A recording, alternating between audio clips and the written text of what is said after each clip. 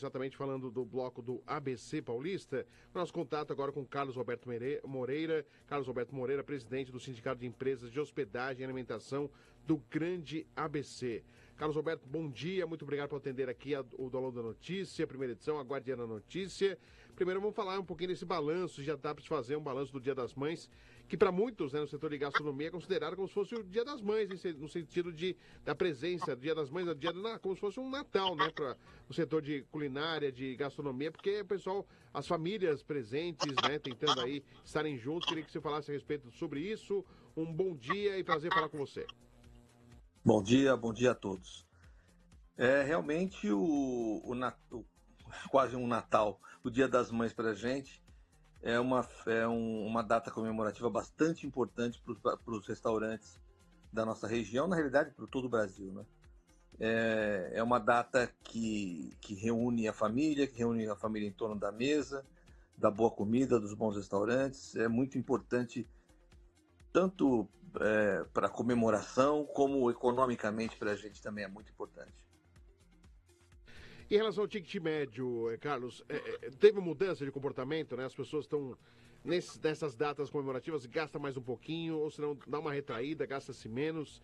Tem esse cálculo, tem esse balanço de como está o comportamento das famílias nesses momentos de datas comemorativas importantes?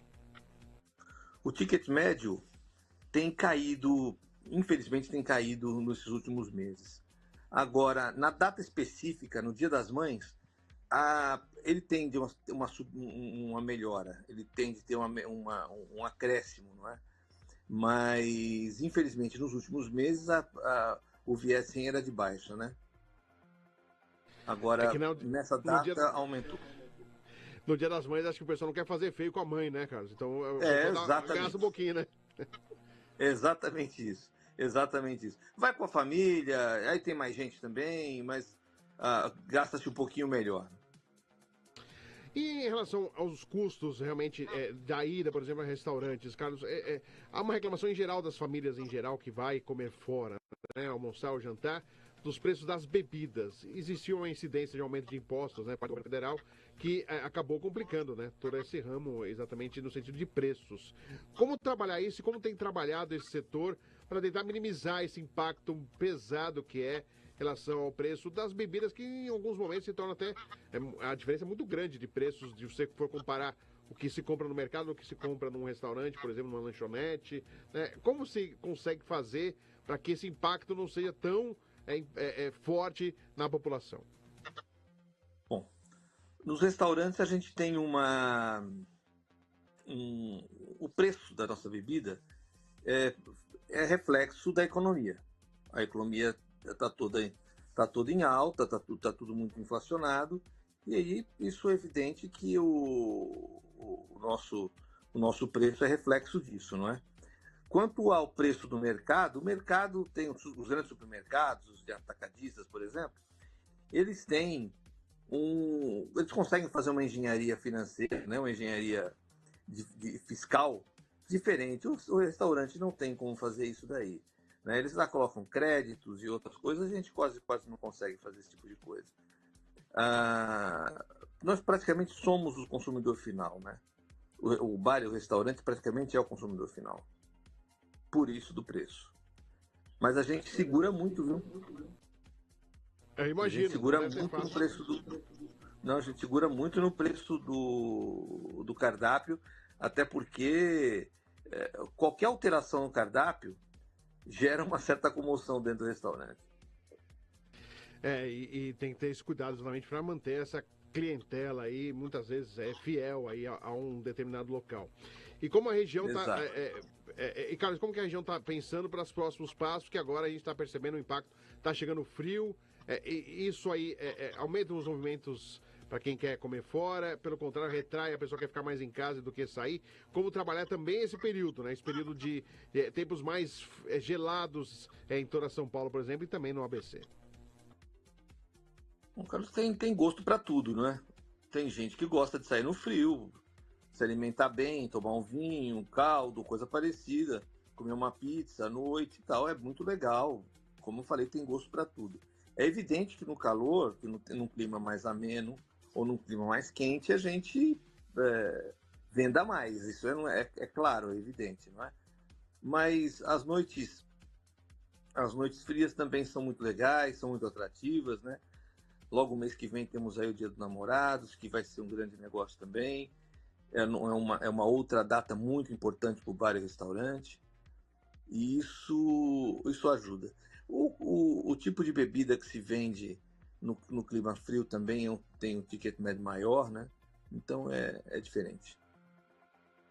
E sobre o turismo de experiência que tem também na região do ABC, Carlos, o que você pode falar a respeito? Como está esse movimento, né? As pessoas também conhecendo outros locais, outros espaços e, claro, a alimentação engloba-se tudo isso.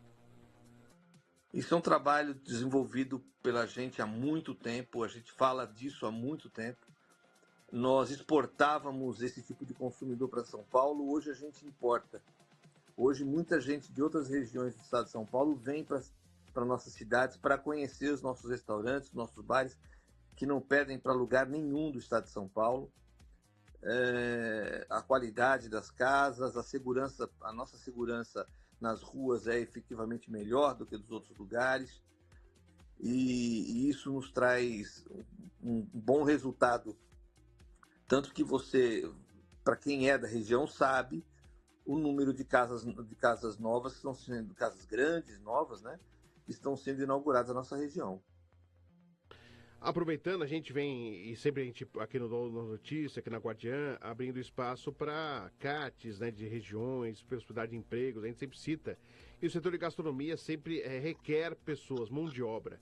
E o que a gente vem observando também, né, Carlos, é exatamente uma escassez, né, uma dificuldade em ter boa mão de obra, né, e até porque é um atendimento ao público, a mão de obra tem que ser qualificada, não pode ser qualquer um também, porque você acaba prejudicando o seu próprio trabalho, né, o seu próprio estabelecimento. Como que você tem visto aí essa dificuldade de se encontrar mão de obra para exercer funções importantes em bares e restaurantes? Tá muito complicado mesmo. Isso tem toda a razão. Tá muito complicado contratar. A formação de mão de obra, a gente trabalha com isso há muitos anos. Tem sim uma formação de mão de obra. A mão de obra de interesse, pelo menos o pessoal que tem interesse, é um pessoal um pouco mais velho. A mão de obra está escassa, está difícil, não está faltando, aliás, está sobrando vaga, e isso não quer dizer que as pessoas tenham procurado mais emprego, estejam mais empregadas, não, viu? É uma condição estranha, diferente do que a gente esperava. Existem empresas que estão há 2, 3 meses com vagas abertas e não conseguem repor. No meu negócio especificamente, eu já faz mais de mês que estou querendo contratar e realmente está difícil. Existem restaurantes com 4, 5 vagas em aberto e não conseguem contratar, e não é exigência demais, não, até porque algumas até são fast foods, que tem uma exigência um pouco menor do que alguns restaurantes maiores na hora da contratação, e a gente não consegue contratar. Está muito, muito complicado a contratação. E aliás, Carlos, de setor até de atendimento, né? Vai um garçom, né? Até cozinha, cozinheiro, auxiliar de cozinha. A dificuldade está em todo o aspecto de um restaurante, por exemplo. No todo, não só no restaurante, não, no buffet, no Padaria, né? No hotel, na nossa representação é bar, hotel e restaurante, né?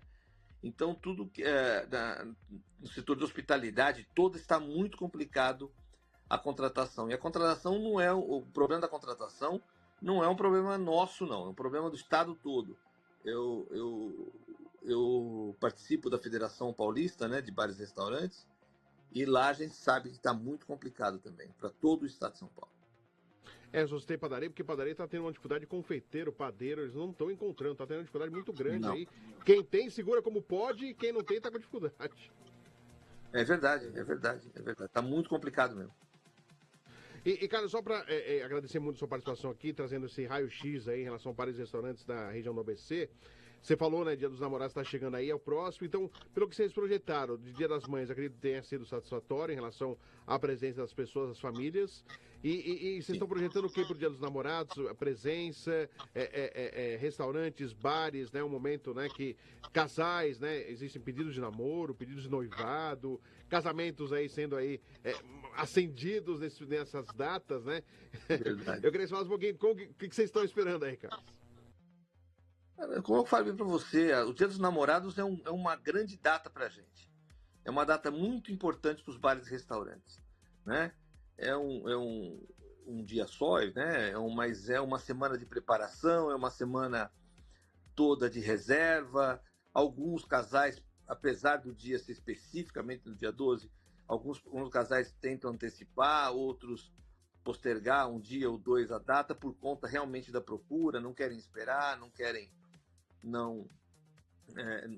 evitar aquele excesso, mas a semana do Dia dos Namorados é muito importante para a gente. É legal, a gente tem sempre um acréscimo bastante razoável no nosso faturamento, no nosso movimento, o aumento do ticket médio, o aumento na gorjeta dos garçons, é muito interessante para a gente essa data. Que bom. Nós conversamos com Carlos Roberto Moreira, presidente do Sindicato de Empresas de Hospedagem e Alimentação do Grande ABC. Carlos Roberto, muito obrigado pela sua participação aqui ao vivo do Alô da Notícia, aqui na Guardiã da Notícia. E a gente agradece, fica à disposição para outras conversas, para a gente falar exatamente desse setor muito importante para a economia do ABC. Um grande abraço. Um abraço, muito obrigado a vocês todos. Um grande abraço. Bom dia para todos. Bom dia, muito obrigado. Agradecendo o Carlos Roberto Moreira aqui ao vivo do Alô da Notícia, primeira edição.